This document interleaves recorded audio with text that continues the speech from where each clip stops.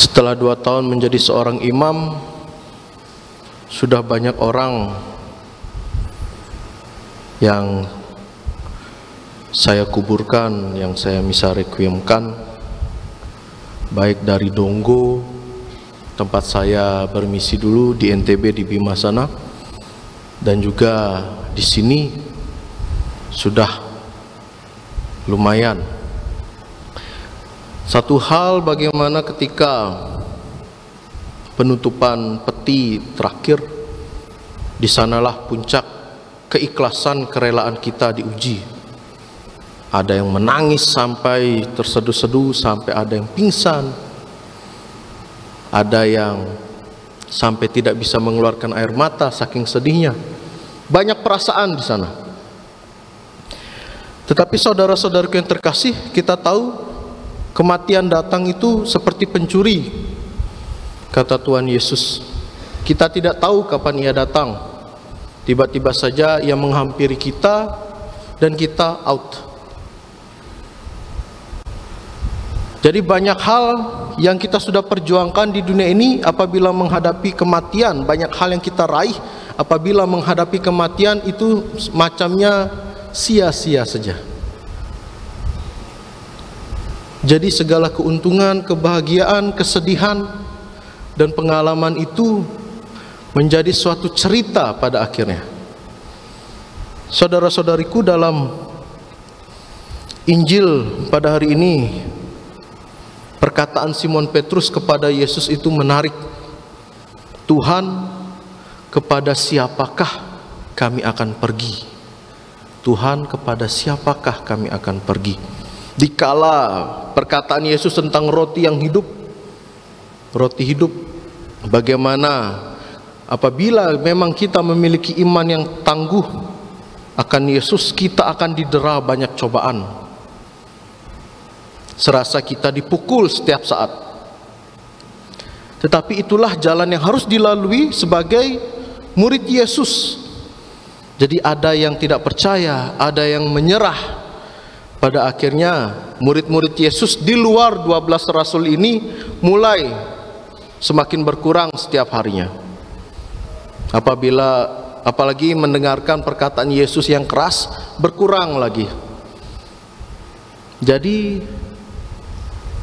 perkataan Yesus kepada para muridnya, apakah kamu tidak mau pergi juga, menjadi refleksi untuk kita sendiri. Dan juga perkataan Simon Petrus kepada Yesus, Tuhan, kepada siapa kami akan pergi?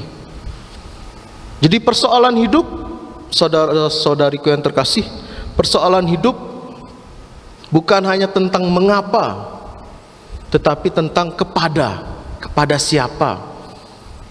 Kita dibekali iman bahwa kita percaya setelah kematian itu akan ada kehidupan yang kekal. Itu yang kita percayai. Bahwa setelah kematian ada api penyucian, di mana sebelum kita berangkat ke surga atau entah kita akan jatuh ke neraka, ada api penyucian. Di sana kita akan diadili. Jadi berhati-hatilah, saudara-saudari, berhati-hatilah dengan segala tindakan, dengan segala hal. Apabila kejahatan kita lebih berat dibandingkan kebaikan kita, maka kita akan sirna, kita akan jatuh di dalam siksa yang selalu menerjang kita. Mungkin teringat dengan sinetron di Indosiar itu, sering saya lihat, nonton juga. Kalau bosan saya nonton Indosiar, bagaimana setelah kematian ada yang disiksa, lidahnya dipotong, setiap saat dipotong terus, atau mungkin ada yang dipukuli setiap saat di neraka. Tetapi ada suatu kontras yang amat nyata ketika di surga orang berpesta, orang senang-senang, orang bergembira.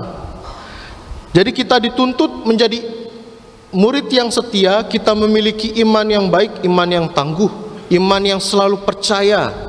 Sekalipun itu berat, jalan Yesus itu penuh duri, jalan Yesus itu penuh kerikil tajam, kita juga harus tetap melaluinya.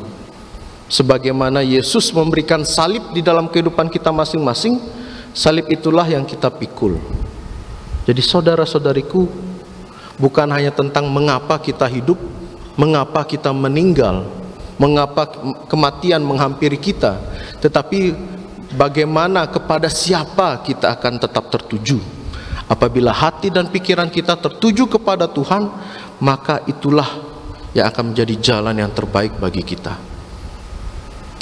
Jadi kematian itu bukan hanya tentang bagaimana kita sedih, bagaimana tentang kita menangis, tetapi bagaimana tentang kita bersyukur atas hidup kita, merefleksikan segala pengalaman yang kita miliki, sehingga kita pada akhirnya ketika kita mencapai garis finish kehidupan kita, garis finish kisah peziarahan kita di bumi ini, kita memiliki bekal yang amat banyak, memiliki bekal perbuatan baik, memiliki bekal segala hal-hal yang baik positif di dalam kehidupan kita, yang di api penyucian nanti akan diadili, dan kita berharap kita akan selalu bersatu dengan segala hal yang telah kita perjuangkan, yaitu iman kita kepada Tuhan.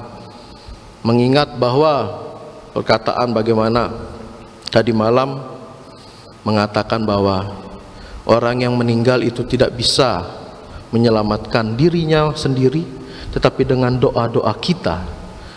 Jadi kita berkumpul di sini, kita bersama-sama mendoakan jiwa dari ayah, saudara, bapak kita, Bapak Fransiskus Imade Brate.